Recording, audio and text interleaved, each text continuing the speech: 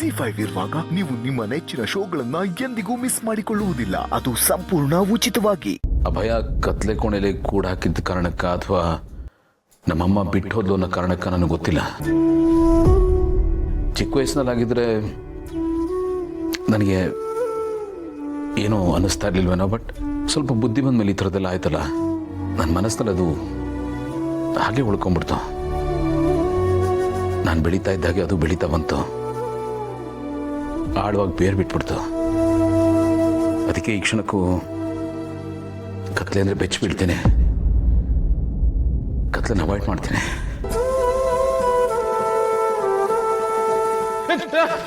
ದಯವಿಟ್ಟು ನಾನು ಏನು ಮಾಡಬೇಡಿ, ಒಟ್ಟಾಗಿ.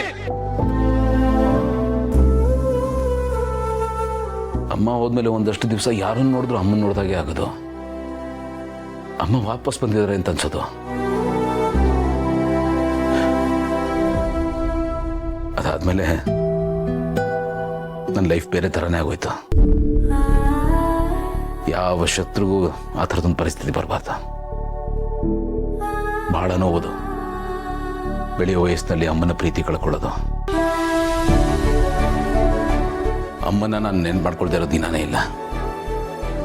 ಹಾಗೆಲ್ಲ ದೇವ್ರ ಮುಂದೆ ನಿಂತ್ಕೊಂಡು ನೀನು ಇರೋದು ನಿಜಾನೇ ಆದರೆ ನಮ್ಮಮ್ಮನ ವಾಪಸ್ ಕರ್ಕೊಂಬ, ನೀನು ಇರೋದು ನಿಜ ಅಂತ ಪ್ರೂವ್ ಮಾಡು ಅಂತ ಇನ್ನೋಸೆಂಟಾಗಿ ದೇವ್ರ ಹತ್ರ ಕೇಳ್ಕೊಂಡಿದ್ದೀನಿ. ಅಮ್ಮನ ನೆನಪು ಮಾಡಿಕೊಂಡು ನಿದ್ದೆ ಇಲ್ಲದೆ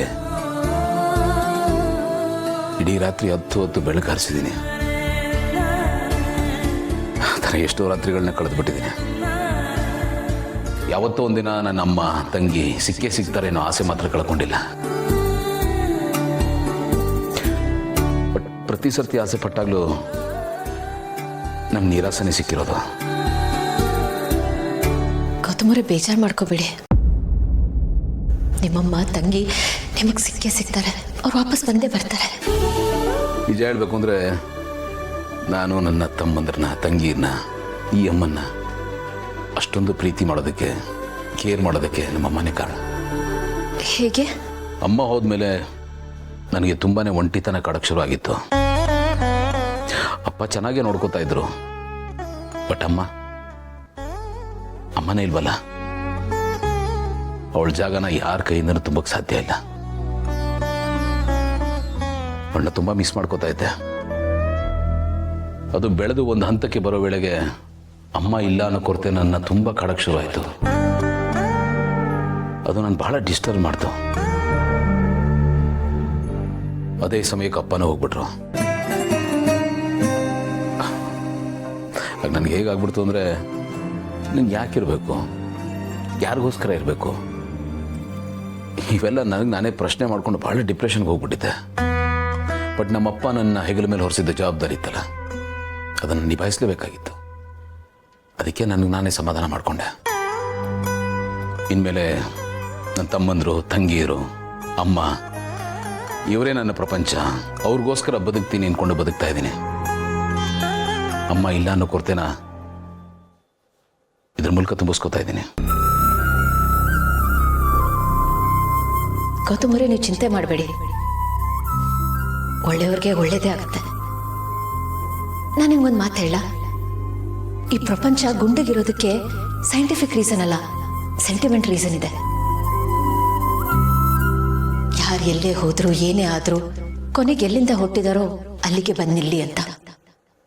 ಕಳೆದೋಗಿರೋರು ನಮಗೆ ವಾಪಸ್ ಸಿಗ್ಲಿ ಅಂತ. ತಾಯಿಗೆ ಮಗನ ಪ್ರೀತಿಯು. ಈ ಮಾತು ಕೇಳಕ್ಕೆ ವಿಚಿತ್ರ ಅನ್ನಿಸ್ಬಹುದು, ಲಾಜಿಕ್ ಇಲ್ಲ ಅಂತ ಅನ್ನಿಸ್ಬಹುದು, ಆದ್ರೆ ಇದೇ ನಿಜ. ಮಗನ ಜೀವ ಬೇಕಿದ್ರೆ ನೋಡ್ತೀರಿ, ನಿಮ್ಮ ವಿಷಯದಲ್ಲೂ ಹೀಗೆ ಆಗುತ್ತೆ. ಕಳೆದೋಗಿರೋ ನಿಮ್ಮಮ್ಮ, ನಿಮ್ಮ ತಂಗಿ ಮತ್ತೆ ಬಂದೇ ಬರ್ತಾರೆ, ನಿಮಗೆ ಸಿಕ್ಕೇ ಸಿಗ್ತಾರೆ.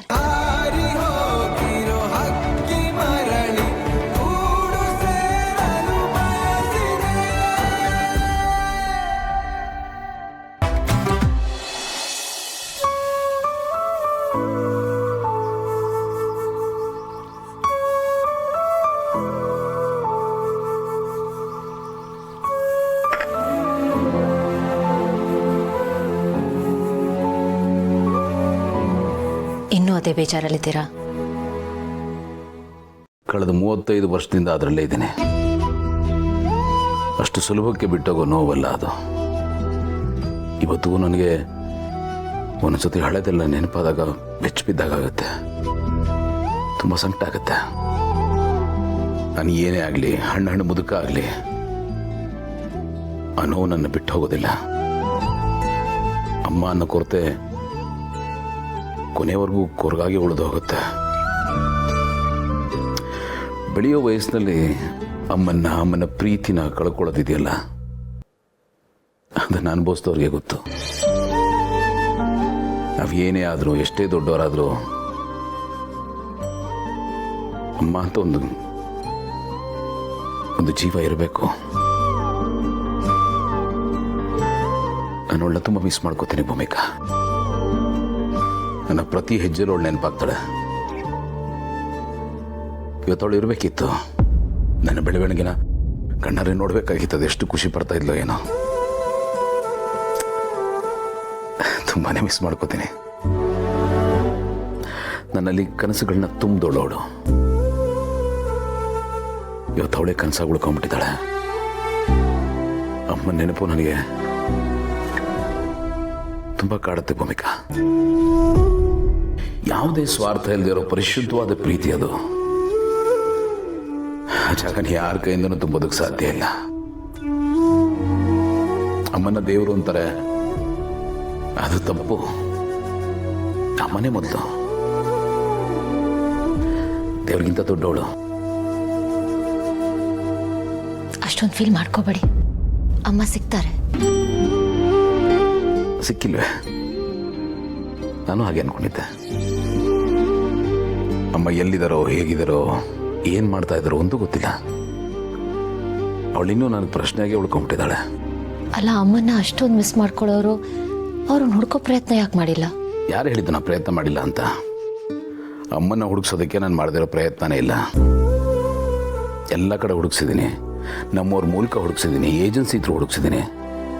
ನಾನು ಮಾಡದಿರೋ ಪ್ರಯತ್ನನೇ ಇಲ್ಲ. ಸಂಬಳ ಕೊಟ್ಟು ಆ ಕೆಲಸಕ್ಕೆ ಅಂತಲೇ ಜನ ಇಟ್ಟಿದ್ದೀನಿ. ಆ ಜನ ಆ ಕೆಲಸ ಮಾಡ್ತಾನೆ ಇದ್ದಾರೆ. ಬಟ್ ಅಮ್ಮ ಇನ್ನೂ ಸಿಕ್ಕಿಲ್ಲ. ನಾನು ನನ್ನ ಪ್ರಯತ್ನ ನಿಲ್ಲಿಸಲ್ಲ. ನನಗಿರೋ ಒಂದೇ ಒಂದು ಆಸೆ, ಅಮ್ಮ ನನಗೆ ಸಿಗಬೇಕು. ನಾನು ಅವ್ರನ್ನ ನೋಡಬೇಕು. ಅದು ಯಾವತ್ತು ಸಾಧ್ಯ ಆಗುತ್ತೋ ಇಲ್ವೋ ಅದು ಗೊತ್ತಿಲ್ಲ. ಖಂಡಿತ ಆಗುತ್ತೆ. ಅಮ್ಮ ಸಿಕ್ಕೇ ಸಿಗ್ತಾರೆ. ಸಮಾಧಾನ ಮಾಡ್ಕೊ. Thank you.